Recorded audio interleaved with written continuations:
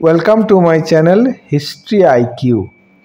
আজকে আলোচনা করব মেসোপটেমিয়া সভ্যতা এবং মেসোপটেমিয়া সভ্যতার উপরে এমসিকিউ আলোচনা করব। 60 এমসিকিউ, এর বাইরে টেটের থেকে কোনো কোয়েশ্চেন আসবে না। আর প্রত্যেকটা কোয়েশ্চেনের সঙ্গে ব্যাখ্যা সহ আলোচনা করব। ছাত্রছাত্রীদের সুবিধার জন্য ব্যাখ্যা সহ আলোচনা করব। প্রথম প্রশ্ন, মেসোপটেমিয়া কোন কোন নদীর মাঝখানে অবস্থিত? মনে রাখতে হবে ইউফ্রেটিস এবং টাইগ্রিস, এই দুটি নদীর মাঝখানে ছিল মেসোপটেমিয়া সভ্যতা। মেসোপটেমীয় সভ্যতা টাইগ্রিস ও ইউফ্রেটিস নদীর উপত্যকায় গড়ে উঠেছিল। দুই নদীর মাঝখানে গড়ে উঠেছিল এই মেসোপটেমীয় সভ্যতা। দ্বিতীয় প্রশ্ন, মেসোপটেমিয়া শব্দের অর্থ কী? দুই নদীর মধ্যবর্তী দেশ। ব্যাখ্যা অনুসারে বলা যায় মেসো অর্থ মাঝখানে এবং পটেমিয়া অর্থ নদী, তাই শব্দটির অর্থ দুই নদীর মাঝখানে অবস্থিত। তাহলে বোঝা গেছে দুই নদীর মাঝখানে অবস্থিত সভ্যতা মেসোপটেমিয়া সভ্যতা। মেসোপটেমীয়দের প্রধান ফসল কী ছিল? গম ও যব। টাইগ্রিস ও ইউফ্রেটিস জলসেচের মাধ্যমে গম ও যব চাষে সহায়তা করত। আর যেহেতু সেচের ব্যবস্থা ছিল, সেখানে গম ও যব চাষের যথেষ্ট উন্নতি হয়েছিল। মেসোপটেমিয়ার প্রথম উল্লেখযোগ্য শহর কোনটি ছিল? অবশ্যই উর। উর শহর সুমেরীয় সভ্যতা গুরুত্বপূর্ণ কেন্দ্র ছিল। তাহলে সুমেরীয় সভ্যতা বা মেসোপটেমিয়া সভ্যতা কোন শহরকে কেন্দ্র করে গড়ে ওঠে?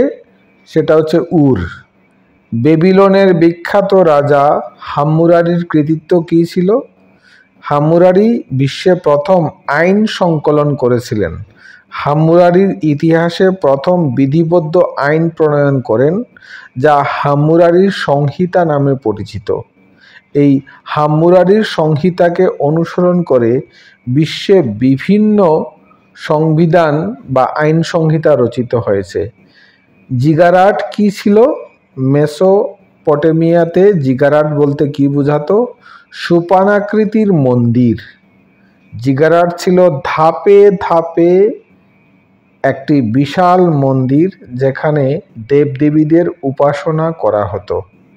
অবশ্যই মন্দির সবসময় অপেক্ষাকৃত উচ্চ স্থানে হতো এবং ধাপে ধাপে বিভিন্ন সিঁড়ির মাধ্যমে মন্দিরে প্রবেশ করতে হতো। মেসোপটেমিয়ার জিগারাট এই ক্ষেত্রে কোনো ব্যতিক্রম ছিল না। জিগারাট ছিল ধাপে ধাপে বা সিঁড়ি দিয়ে যাওয়া একটা মন্দির। মেসোপটেমিয়ার প্রধান ধর্মীয় বৈশিষ্ট্য কী ছিল? অবশ্যই বহু দেবতাবাদ। আমরা ভারতবর্ষের ক্ষেত্রেও সনাতন দৃষ্টিভঙ্গি থেকে এই বহু দেবতাবাদ দেখতে পাই। আর মেসোপটেমিয়া কোন ধরনের লিখন পদ্ধতি ব্যবহার করা হতো? সেটাকে বলা হতো কিউনিফর্ম। কিউনিফর্ম লিপি ছিল ত্রিকোণ এবং রেখার সাহায্যে খোদাই করা এক প্রকার লিখন পদ্ধতি। তাহলে ত্রিকোণ বিশিষ্ট লিপি কোন সভ্যতায় পাওয়া যায়? মেসোপটেমিয়ার সভ্যতায়। কিউনিফর্ম লিখা হতো মাটির ফলকে। ভেজা মাটির ফলকে খোদাই করে কিউনিফর্ম লিপি লেখা হতো। তারপর সেটা রোদে শুকিয়ে দীর্ঘদিন, কখনো কখনো বা আগুনে পুড়িয়ে সেই লিপিকে দীর্ঘায়িত করার বিভিন্ন ব্যবস্থা নেওয়া হতো। সেখান থেকে আমরা অনেক কিছু জানতে পাই। সুমেরীয় কি উদ্ভাবন করেছিল? চাকা। চাকা আধুনিকতার রূপায়ণ করেছিল। সুমেরীয়দের সবচেয়ে বড় অবদান হলো চাকার উদ্ভাবন, যা পরিবহনে বিপ্লব ঘটায়। আর শুধু বিপ্লব নয়, সারা বিশ্ব জুড়ে সুমেরীয়দের এই চাকার পদ্ধতি গ্রহণ করা হয়েছিল। সুমেরীয়দের ধর্মীয় কেন্দ্র কোথায় ছিল? নিপ্পুর। সুমেরীয় ধর্মীয় জীবন পরিচালিত হতো প্রধানত নিপ্পুর শহর থেকে, যেখানে প্রধান দেবতা এনলিলের মন্দির ছিল।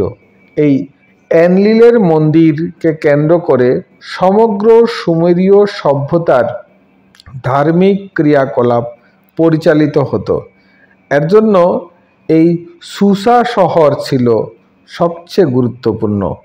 হাম্মুরারির আইন সংহিতা আবিষ্কৃত হয় কোথার থেকে? হয় সুসা শহর থেকে। আইন সংহিতাটি আবিষ্কৃত হয়েছে ইরানের সুসা শহরের একটি ধ্বংসস্তূপ থেকে। হাম্মুরারির আইন সংহিতায় ব্যবহৃত শান্তি নীতিটি কি নামে পরিচিত ছিল? প্রতিশোধের নীতি। ব্যাখ্যা হিসাবে বলা যায় চোখের বদলে চোখ বা প্রতিশোধের নীতি। লেক্স টেলিওনিস হাম্মুরারির আইনের মূল ভিত্তি, মানে টিট ফর ট্যাট, তুমি আমাকে মারো আমি তোমাকে মারব। মেসোপটেমিয়ারা কোন ধাতুকে প্রথম ব্যবহার করে? অবশ্যই তামাকে করে। মেসোপটেমিয়ানরা তামা ব্যবহার করে অস্ত্র সরঞ্জাম তৈরি করেছিল। সেই অস্ত্র দিয়ে পরবর্তী সময়ে বিভিন্ন যুদ্ধ জয় করেছিল এবং তামাকে খুব বেশি জনপ্রিয় করার ক্ষেত্রে মেসোপটেমীয় সভ্যতার গুরুত্ব অপরিসীম। মেসোপটেমিয়ার বিখ্যাত গ্রন্থ গিলগামেশ কি? গিলগামেশ ভারতবর্ষের ক্ষেত্রে যেমন রামায়ণ মহাভারত, তেমনি একটা মহাকাব্য হচ্ছে গিলগামেশ। গিলগামেশ মহাকাব্য বিশ্বের প্রাচীনতম সাহিত্য কর্মগুলির একটি, যার থেকে তৎকালীন সময়ের সামাজিক, অর্থনৈতিক, রাজনৈতিক বিষয় সম্পর্কে জানা যায়। টাইগ্রিস ও ইউফ্রেটিস নদী কোথায় মিলিত হয়েছে?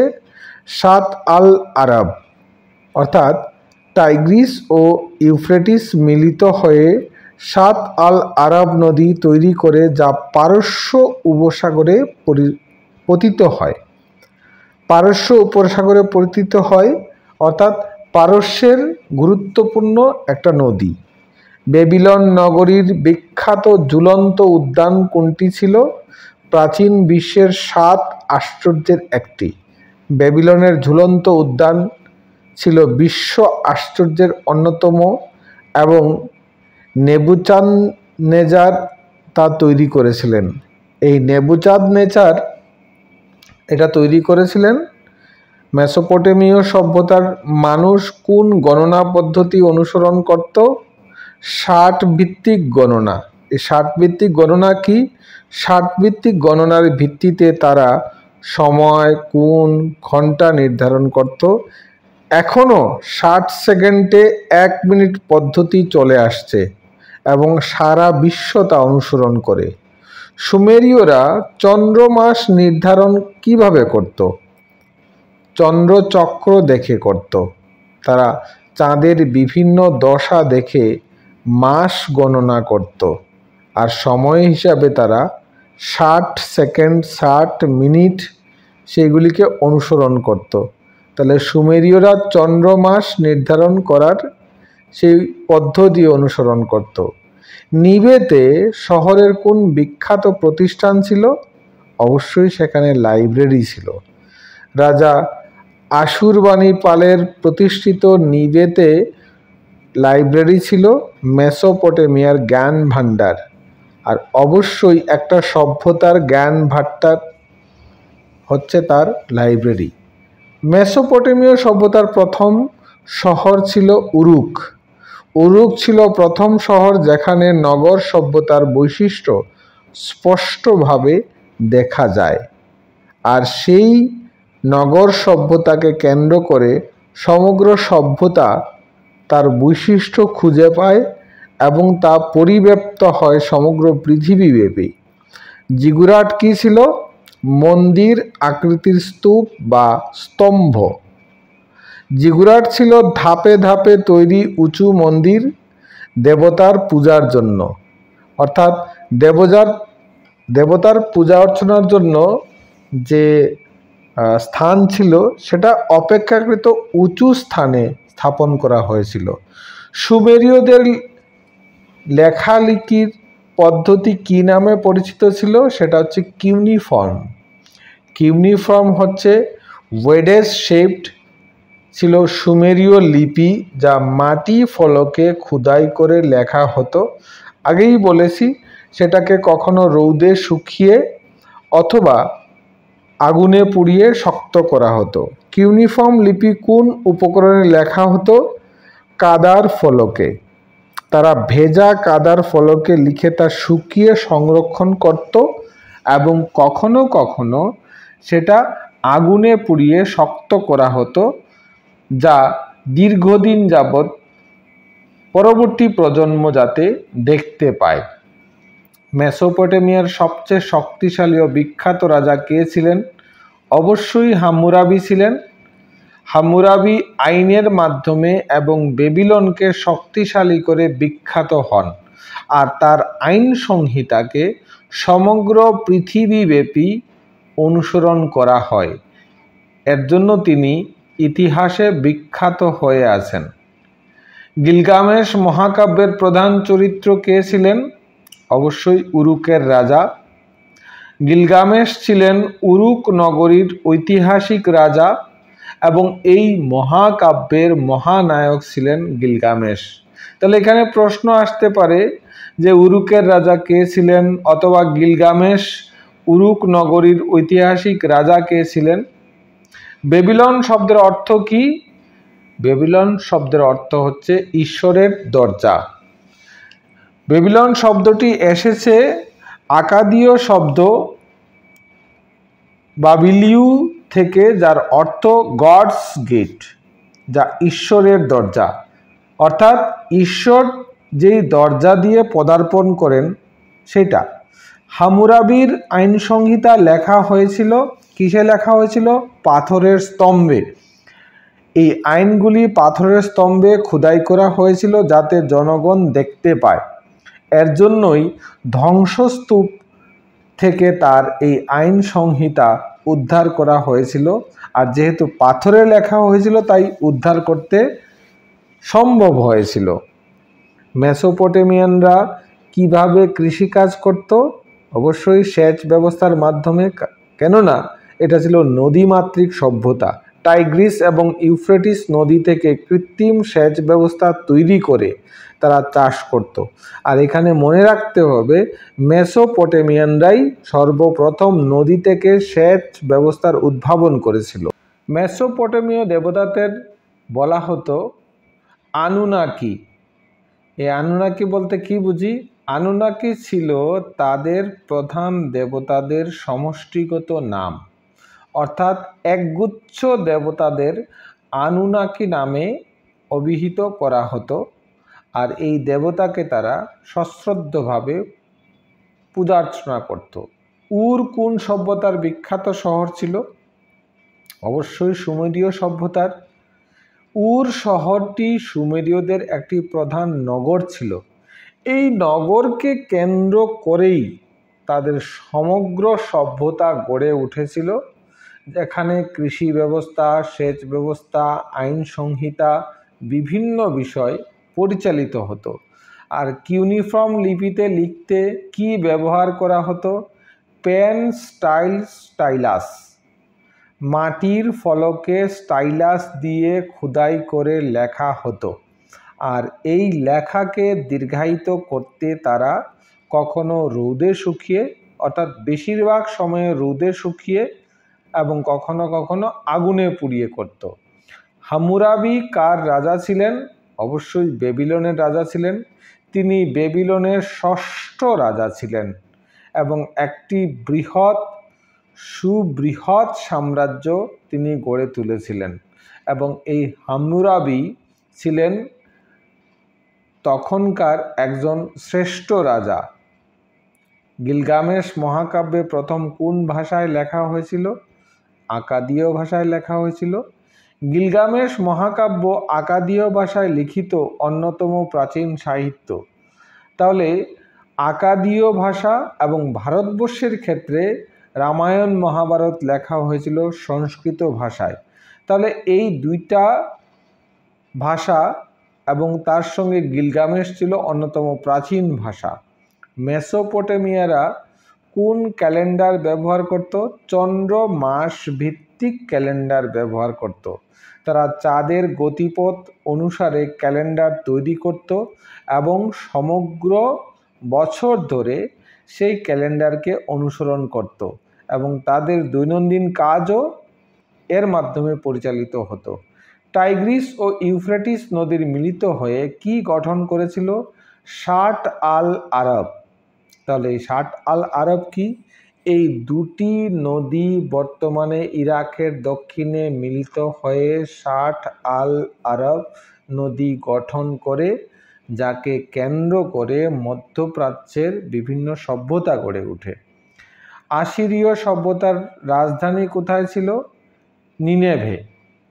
এই নিনেভে সম্পর্কে আমরা যদি ব্যাখ্যা করি, নিনেভে ছিল আসিরীয়দের প্রশাসনিক এবং সাংস্কৃতিক কেন্দ্র, যাকে কেন্দ্র করে সমগ্র মধ্যপ্রাচ্যে অন্যতম একটি সভ্যতা গড়ে উঠেছিল, যাকে বলা হয় মেসোপটেমীয় সভ্যতা। মেসোপটেমিয়ানরা কোন ধাতু দিয়ে প্রথম অস্ত্র সরঞ্জাম তৈরি করত বা বানাতো? সেটা হচ্ছে তামা। প্রাথমিক পর্যায়ে তামা ব্যবহার করা হতো, পরে ব্রোঞ্জের ব্যবহারে অভ্যস্ত হয় এবং পরবর্তী সময়ে ব্রোঞ্জ এবং তামা দিয়ে তারা বিভিন্ন অস্ত্র তৈরি করে। মেসোপটেমীয়দের ধর্মীয় বিশ্বাস কী ছিল? আগেই বলেছি, বহু দেবতাবাদ। সনাতনপন্থীদের মতো বহু দেবতাবাদ। তারা বহু দেবতার পূজা করত। প্রতিটি শহরে নিজস্ব দেবতা ছিল এবং ভিন্ন ভিন্ন দেবতার মাধ্যমে তাদের ধর্মীয় কার্যকলাপ পরিচালিত হতো। এর জন্য এটাকে বলা হতো বহু দেবতাবাদ। হাম্মুরাবির আইনে সবচেয়ে বেশি গুরুত্ব দেওয়া হয়েছিল কোন বিষয়কে? কৃষি, ন্যায় ও শান্তি, যুদ্ধ, ধর্ম। অবশ্যই ন্যায় ও শান্তি। ব্যাখ্যা হিসাবে বলা যায়, চোখের বদলে চোখ নীতির ভিত্তিতে ন্যায় বিচার প্রতিষ্ঠা করতে তিনি চাইতেন। এটা ছিল তার আইন সংহিতার প্রধান বিষয়। মেসোপটেমিয়া শব্দের অর্থ কি? অবশ্যই দুই নদীর মধ্যবর্তী ভূমি। আর মেসো মানে হচ্ছে মধ্য এবং পটেমিয়া মানে হচ্ছে নদী, অর্থাৎ দুই নদীর মাঝের ভূমি। টাইগ্রিস ও ইউফ্রেটিস এই ছিল দুই নদী, তার মধ্যবর্তী ভূমিকে বলা হয় মেসোপটেমিয়া। কিশ কোন সভ্যতার অংশ ছিল? সুমেরীয় সভ্যতার অংশ ছিল। কিশ ছিল সুমেরীয়দের অন্যতম প্রাচীন শহর। পরবর্তী সময়ে অন্যান্য শহর হলেও কিশ কিন্তু তার গুরুত্ব কখনো হারায়নি। কিশকে কেন্দ্র করে এই সুমেরীয় সভ্যতা গড়ে উঠেছিল। এপিক অফ গিলগামেশ কি বিষয়ে ছিল? এটা ছিল অমরত্বের খোঁজ। গিলগামেশ অমরত্বের সন্ধানে যাত্রা করেন, এটাই মূল উপজীব্য। অর্থাৎ কিভাবে সারা জীবন বা আজীবন বেঁচে থাকা যায় তারই একটা সন্ধান ছিল গিলগামেশ। হাম্মুরাবির আইনে সর্বপ্রথম কি বিষয়ে উল্লেখ রয়েছে? অপরাধ ও শাস্তি বিষয়ে উল্লেখ রয়েছে। সামাজিক অপরাধের জন্য কঠোর শাস্তির বিধান ছিল হাম্মুরাবির আইনের প্রধান উপজীব্য বিষয়। মেসোপটেমীয়দের দেবতা এনকির ছিল জলের ও জ্ঞানের দেবতা। এনকির ছিলেন জ্ঞান ও জলের দেবতা, বিশেষত সৃষ্টির সঙ্গে যুক্ত। বহু দেবতাদের মধ্যে একজন দেবতা ছিলেন এনকি, যিনি পূজিত হতেন জ্ঞান ও জলের দেবতা হিসাবে। জিগুরাটে কার পূজা হতো? শহরের প্রধান দেবতা ছিলেন জিগুরাট। প্রতিটি শহরে জিগুরাটের ওই শহরের প্রধান দেবতা হিসাবে পূজা করা হতো। শহরের প্রতিরক্ষক হিসাবে তার পূজা বিশেষ গুরুত্ব পেত। তাই জিগুরাট ছিলেন প্রত্যেকটি শহরের প্রধান দেবতা। নিচের কোনটি ছিল মেসোপটেমিয়ার একটি গুরুত্বপূর্ণ বৈশিষ্ট্য নগর রাষ্ট্র ব্যবস্থা, অর্থাৎ মেসোপটেমিয়া সভ্যতা ছিল নগর রাষ্ট্রকেন্দ্রিক, যেখানে ভারতবর্ষের হরপ্পা সভ্যতা ছিল নগর কেন্দ্রিক সভ্যতা। প্রতিটি শহর ছিল স্বতন্ত্র, নিজস্ব রাজা ও প্রশাসন সহ নগর রাষ্ট্র গড়ে ওঠে। মেসোপটেমীয় সভ্যতার অর্থনীতির মূল ভিত্তি কী ছিল? কৃষিকেন্দ্রিক সভ্যতা ছিল, যদিও সেটা কৃষিকেন্দ্রিক নগর ভিত্তিক সভ্যতা ছিল। নদীর তীরে কৃত্রিম সেচ ব্যবস্থার মাধ্যমে কৃষিকাজ চালানো হতো। কৃষির বাণিজ্যিকীকরণও সেখান থেকেই গড়ে উঠেছিল। নিচের কোনটি মেসোপটেমীয়দের আবিষ্কার ছিল? অবশ্যই চাকা ছিল। চাকার প্রথম ব্যবহার হয় সুমেরীয়দের সময়ে। এই চাকা কিন্তু শুধুমাত্র মেসোপটেমীয়দের ক্ষেত্রে নয়, সমগ্র বিশ্বের ইতিহাসের ক্ষেত্রে একটা গুরুত্বপূর্ণ বিপ্লব বয়ে আনে, যেখান থেকে আধুনিকতার সূত্রপাত হয়।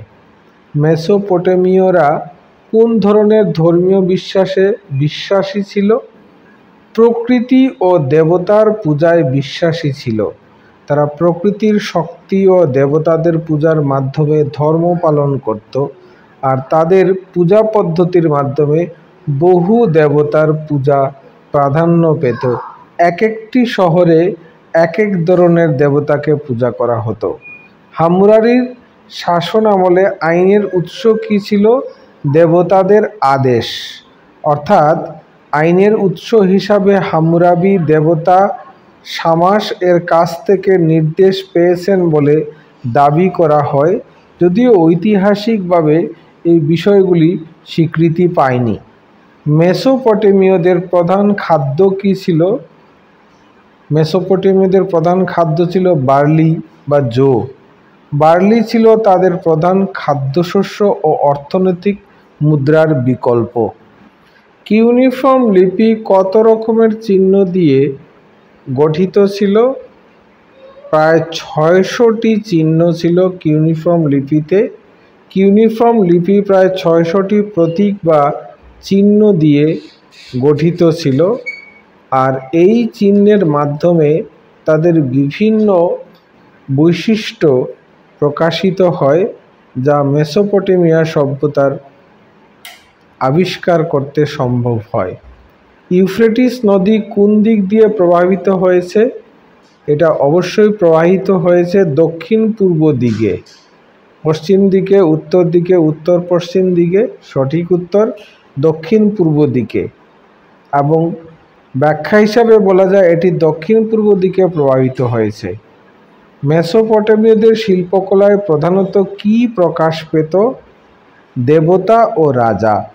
প্রধান বিষয় ছিল দেবতা ও রাজা।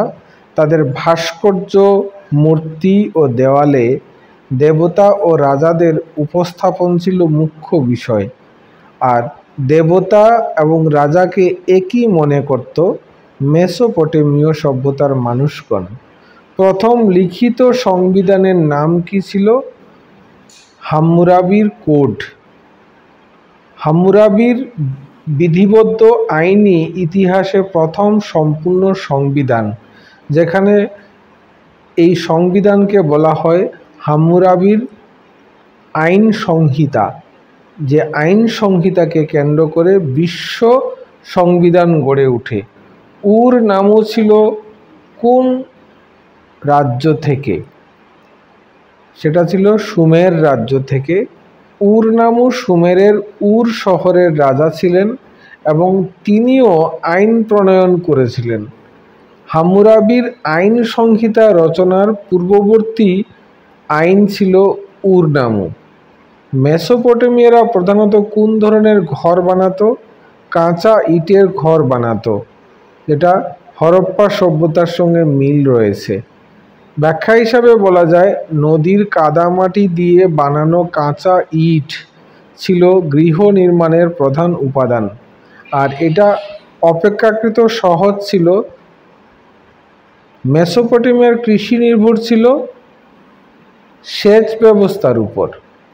ব্যাখ্যা হিসাবে বলা যায় ইউফ্রেটিস ও টাইগ্রিস নদী থেকে কৃত্রিম খাল কেটে সেচ ব্যবস্থা তৈরি করা হতো, আর এই সেচ ব্যবস্থাই ছিল তাদের কৃষির প্রধান উপজীব্য এবং কৃষিকার্য উন্নত হয় এই সেচ ব্যবস্থার মাধ্যমে। মেসোপটেমিয়া সভ্যতা আজকের কোন দেশে অবস্থিত ছিল? ইরাক দেশে অবস্থিত ছিল। টাইগ্রিস ও ইউফ্রেটিস নদীর অববাহিকায় বর্তমান ইরাকে অবস্থিত। এতক্ষণ মেসোপটেমিয়া সভ্যতা সম্পর্কে বিভিন্ন বিষয় নিয়ে আলোচনা করেছি। এখানে 60টি সংক্ষিপ্ত প্রশ্ন উত্তর নিয়ে আলোচনা করেছি। ভিডিওটি ভালো লাগলে অবশ্যই লাইক করবে, শেয়ার করবে। তোমরা উপকৃত হলে আমার পরিশ্রম সার্থক হবে। জয় হিন্দ, বন্দে মাতরম। সবাই ভালো থাকবে। আর চ্যানেলে নতুন হলে অবশ্যই চ্যানেলটাকে সাবস্ক্রাইব করবে। নমস্কার।